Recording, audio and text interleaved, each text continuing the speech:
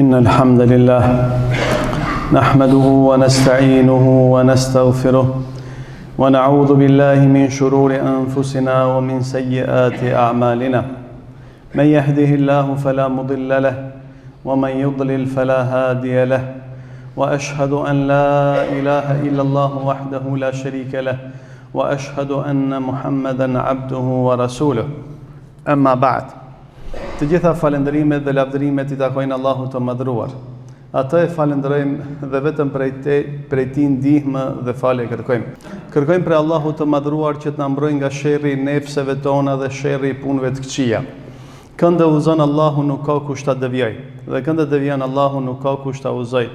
Dëshmoj se Allahu është Zoti I vetëm që meriton të adhurohet dhe se Muhamedi sallallahu alaihi wasallam është rob dhe I dërguar I Tij. Të nderuar vëllezër, Imam Ahmedi, Allahu e mëshiroft, e ka përmendur në librin e tij një thënie për një dietarit I cili quhet Wahb ibn Munabbih. Ai thotë kështu: është transmetuar nga familja e Davudit alayhis salam një thënie me peshë të madhe që na ndriçon rrugën dhe na I qartëson qëllimin e jetës. Një thënie nga familja e Davudit alayhis salam. Ne dim shumë mirë se Davudi alayhis salam është një prej pejgamberëve të Allahut. Ka qenë edhe mbret, familje mbretërore dhe familje pejgamberësh. Edhe djali I tij Sulejmani alayhis salam ka qenë prej pejgamberëve. E kështu me radhë. Ata kanë qenë prej Beni Israilëve. Nga familja e Davudit alayhis salam që është thënë, I mençuri duhet me da kohë për 4 punë. Njeri I mençëm duhet me da kohën e tij për 4 punë, shumë të rëndësishme, për me formuat ekuilibrin e jetës. Se, domethënë, jeta është shumë dimenzionale. Nuk është jeta për shembull vetëm adhurim, po jeta është edhe mu kujdes edhe për të mirat e kësaj bote. E para thot, një kohë duhet me nda për lutjet e tij dhe bashkëbisedimin e tij që e bën me Krijuesin. Një kohë duhet me nda njeri për me e marrë në llogari veten e tij.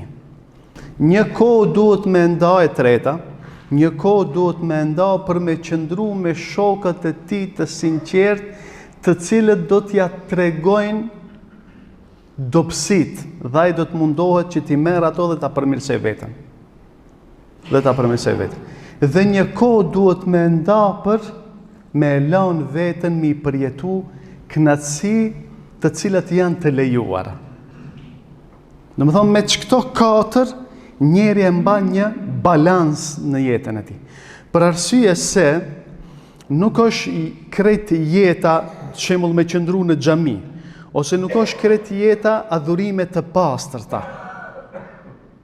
Sikurse që e kanë shpik, domethënë në Islam, po para Islamit e kanë shpik kallugjerët, e kanë shpik murgërin, mu bo murg me qëndru në manastir gjithë jetën. Domethënë kjo është në shpërputhje të plot me natyrën njerëzore në të cilën Allahu subhanahu wa taala I ka kriju njeriu. Prandaj jeta në këtë botë është edhe adhurim, po është edhe kënaqësi në suazat të së lejuarës. Po është edhe përmirësim. Se njeri mundet me mendu se është duke adhuru Allahun subhanahu wa taala, mirë po me pas shumë gabime. Pika e parë është një kohë të veçantë duhet me nda njeri edhe me fol me Zotin e vet. Aty hin namazi, hin leximi I Kuranit, hin istikfari, hin dhikri e kështu me radhë. Jeta e kësaj bote, domethënë njeriu e bën që të përballet me vështirësi të ndryshme, me tensione të ndryshme, me probleme të ndryshme, me angazhime të ndryshme, domethënë me telashe të ndryshme jeta, dhe njeriu domethënë duhet mundal edhe namazi, domethënë me marrat fuqinë e përballimit të këtyre telasheve dhe sprovave të jetës nëpërmjet adhurimit. Prandaj çkado që ki obligime vjen 5 minuta, vjen vakti I drekës, vjen vakti I xhumas, vjen vakti I qindis, vjen vakti I akşamit, vjen vakti i yatsis, vjen vakti i sabajt, ti duhesh mi lën krejt ato që të preokupojnë ato punë dhe mi u drejtu Allahu dhe mi bisedu me Allahun subhanallahu. Çish me bisedu me Allahun subhanallahu? Duke fal namaz, duke lexuar Kur'an, duke përmend Allahun subhanahu wa taala. Dhe kjo nuk të mos bëhet, do me thonë, një mënyrë mekanike disa lëvizjeve dhe shprehjeve që them. Prandaj namazin duhet me fal me kuptim, dhikrin duhet me bë me kuptim. Vjen vakti, pima si qindis, për shembull deri në akşam, është koha më e vlefshme ku njeri mundet me përmend Allahun subhanahu wa taala, që në Kur'an është quajtur asil, sidomos ditën e xumës. Për krejt kohrave, do me thonë gjatë javës. Çdo ditë koha më e vlefshme është pima si qindis deri në akşam ditën e xumës. Ama edhe çdo ditë ne e kemi dhikrën e mbrëmjes. Pak para se me perëndu dielli ose pak para se me lind dielli, besimtarët çka bëjnë? E falin namazin e sabahit për shembull para se me lind dielli, edhe e përmendin Allahun subhanahu wa taala, ashtu sikur se e përmendin krejt krijesat. A keni pa në mëngjes krijesat, zogjt, do të thonë, këtë ngjallnohen. Do të thonë ajo është një formë e dhikrit. E ky dhikri ose ky namazi është bashkëbisedim me Krijuesin. Ka njerëz të cilët nuk dojnë mia ditë, ata janë, do me thonë, në kohë namazit sabajt flenë, gjithë natën rinë, nuk janë të përkushtuar, nuk dajnë nga koha e tyre e çmuar që është kapitali i jetës, nuk ndajnë as një minutë për me ndalë dhe me komuniku dhe me lut dhe me përmend Krijuesin. Kjo është një humbje e madhe. Dhe është krijohet një disbalansi madh në jetët e tyre, se nuk e falin namazin, nuk ndalen me përmend Allahun subhanahu wa taala. Kjo i jep njerit një forcë të papërshkruar. Bisedimi me Zotin, adhurimi, unë shpeshherë subhanallahu them, sa shumë musliman ka. Musliman, familje muslimane. Emrat e muslimanëve i kanë dhe nuk përfitojnë nga kjo madhështia e ibadetit. S'përfitojnë. Nuk ja din vlerën. Shumë prej muslimanëve nuk e din çka do me thonë munal dhe me përmend me gojë dhe me zemër Allahun subhanahu wa taala. Nuk ja din vlerën namazit dhe i duket namazi sikur se diçka do me thonë lëvizet pa kuptim, pa lidhje. A namazi është ushqimi i shpirtit. Për çat kush ja di vlerën nuk ngjihet, me të vërtetë nuk ngjihet. Unë shpesh e përmendje nëse i vëreni këta që e pranojnë Islamin. Ka shumë njerëz evropianë, jo evropianë, aziatike, që e pranojnë për ditë Islamin.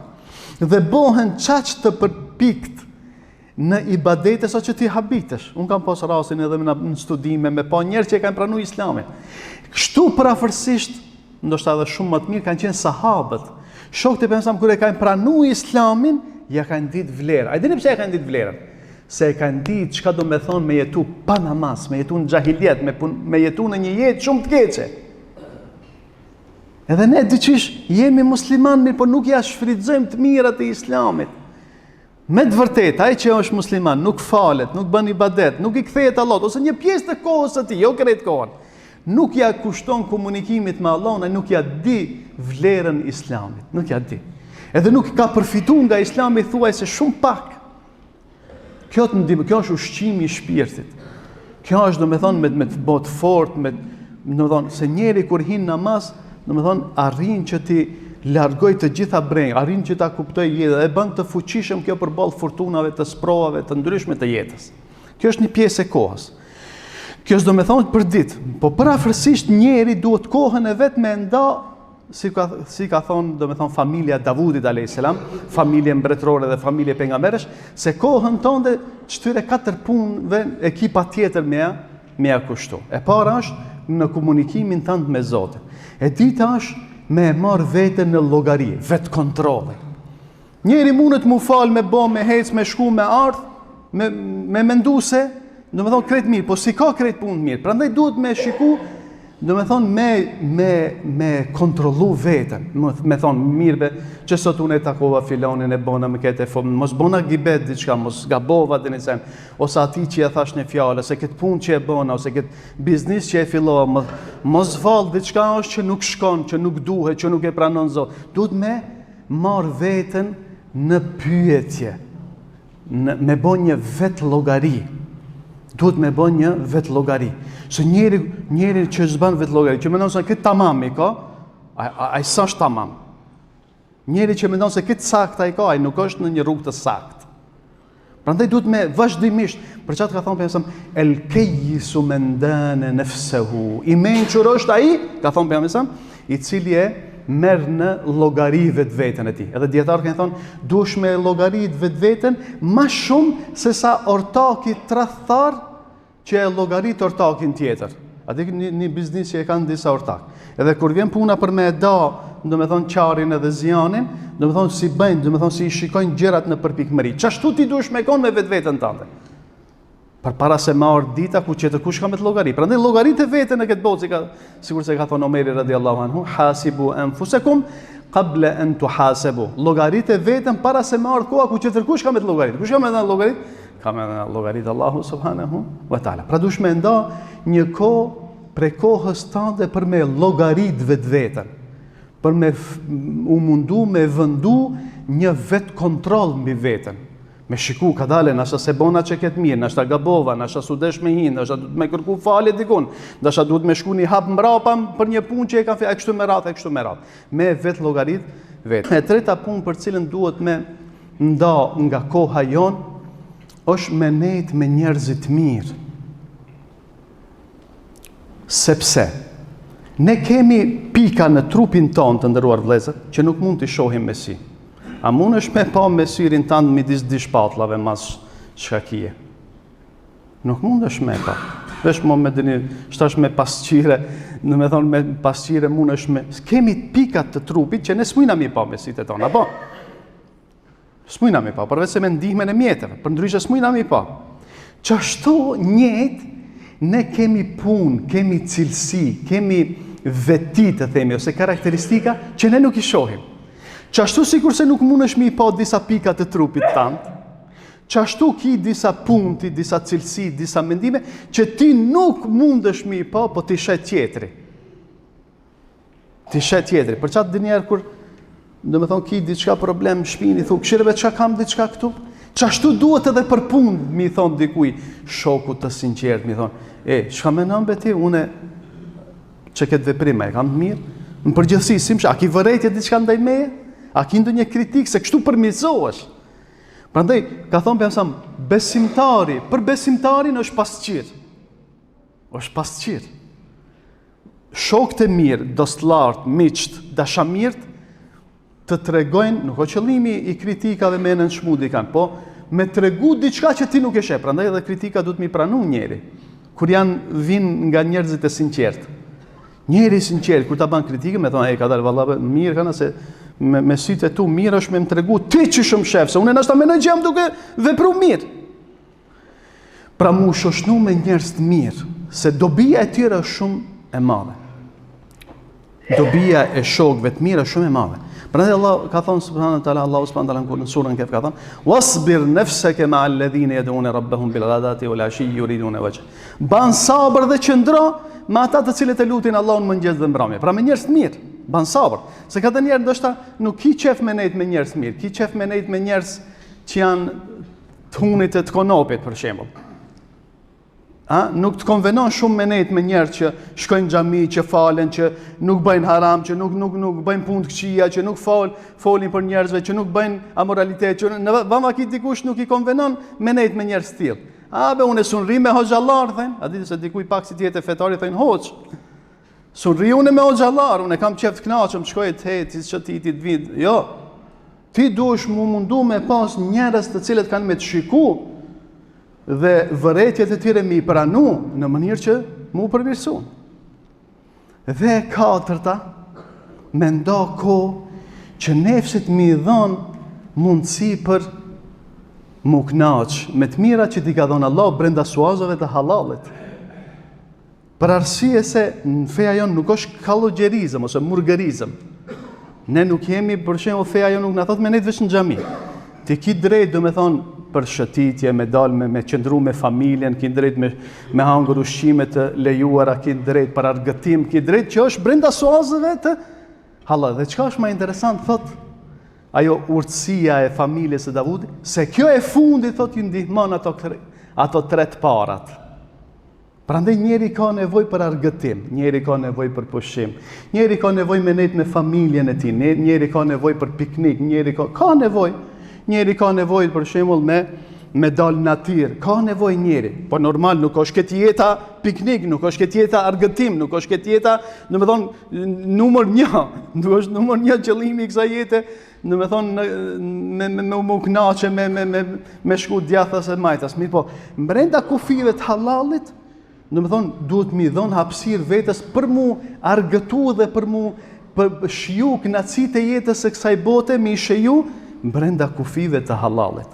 Dhe kjo njeri t'jep një fuqi që më tepër pastaj me boj ibadet, që më tepër pastaj me, domethënë i jep një lloj mbushje, domethënë të energjisë, është, domethënë argëtimi i lejuar, është një mbushje e energjisë për me vazhdu, domethënë në punë të mira, me vazhdu në ibadet, me vazhdu në ruajtjen e kufive të halalit dhe haramit e kështu me radhë.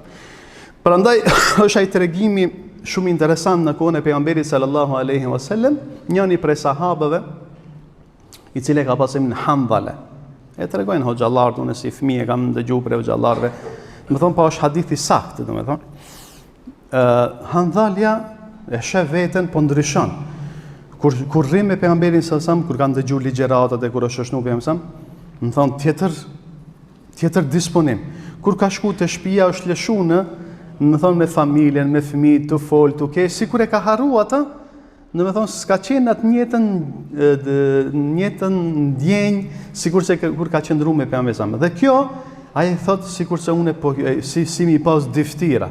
Me pejgamberin sallallahu alaihi wasallam, jam tjetër, kur vim fëmi, po e harroj, në me thonë pejgamberin dhe po filloj, po argëtoho me fëmijët e mije, me familjen, e folë, keshe, ushqime, kështu me radhë.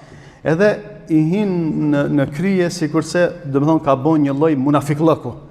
Edhe shkon te pejgamberi sallallahu alaihi wasallam thotë ja Rasulullah, unë me të vërtet po dyshoj që jam bot dyftish. Thotë pse o Handhale? Po thotë unë kur jam me ti ndryshe, kur shkoj te shtëpia, ka thënë më po ti duhesh më dhon një moment për këtë dhe një kohë duhet më nda për familjen. Ti nuk mundesh këtë jetën me qëndru si kurse je në namaz. Ne kur him namaz mundojna mu koncentru, mundojna mu fal, mundojna me mendu për qëndrimin që do ta përjetojmë përpara Allahut subhanahu wa taala. Po, se njeri kur i rrin kam Allahut, Allahu Ekber, edhe puna e parë çka i shkon ndërmend, ditën kur kena mu çupi varreve dhe kena menetin kiam përpara krijuesit të madhur. Zaten, ai që seri Allahut në kam këtë botë, s'ka me mujt me i net në kam Allahut në botën tjetër. Ai që si bin në ruku Allahut në këtë botë, s'ka me mujt kur Allahut i urdhnoi me u përkul në botën tjetër, si thot Allahu subhanahu wa taala, kam ju bë shpina, kam ju forcu gur, kam ju bë korrizi dhe s'ka me mujt mu laku me shku në ruku edhe në sejtë. Po ne nuk mund të jetojmë 24 orë në këtë gjendje, se ne jemi njerëz, prej mishit edhe prej gjakut. Allahu subhanahu wa taala na ka leju që ne të kënaqemi me të mirat që na i ka dhëruar. Domethënë që të kënaqemi me familjet, që të kënaqemi me argëtime që janë brenda kufive të halalit që nuk i shkelin ligjet e Allahut subhanahu. Nëpërmjet kësaj urtësie, çka mësojmë? Që ne me formu një balans, një ekuilibër në jetën tonë. Mes asaj që duhet me bë, mes asaj që duhet me synu dhe mes asaj që, më thonë, epshi ose dëshirat ose ëndjet tona i kërkojnë. Nuk mundet njeri, domethënë, mi dhon përparësi vetëm njënës, se domethënë e bën një çekuilibrim ose një disbalans mes obligimeve me cilat na ka obligu Allahu subhanahu wa taala. Unë lutem Allahun e madhruar që të na frymëzoj në adhurim dhe në punë të mira. أقول قولي هذا وأستغفر الله لي ولكم ولسائر المؤمنين من كل ذنب فاستغفروه إنه هو الغفور الرحيم.